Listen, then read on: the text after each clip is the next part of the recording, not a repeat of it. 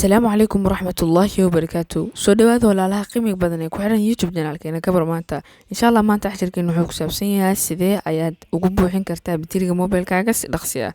Waxaan ka codsanaa haddii tahay marka ay kugu horeyso aad YouTube channelkeena aad soo booqato ama TikTok meesha aad naga fiirsanayso.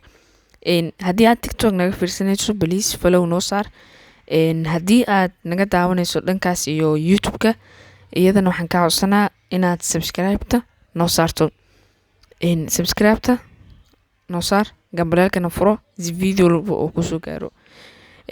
Insha Allah marka muuqaalka aan guda gali doonaa daawasho wacan. Waraysi waxaad soo furanaysaa settingska mobilkaaga. Markaad soo furto waxaad imaanaysaa qaybtan hoose ay ku qoran tahay battery and device care.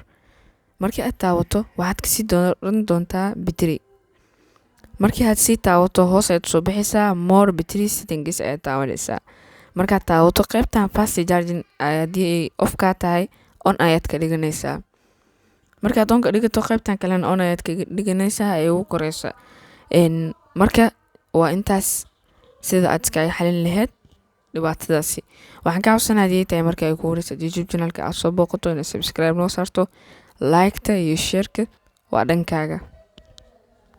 inta caawinaad waxaad igala soo xiriiri kartaa Telegram-ka ee qaybta description-ka yaalo. Sidaas iyo nabadgelyo. Bye bye.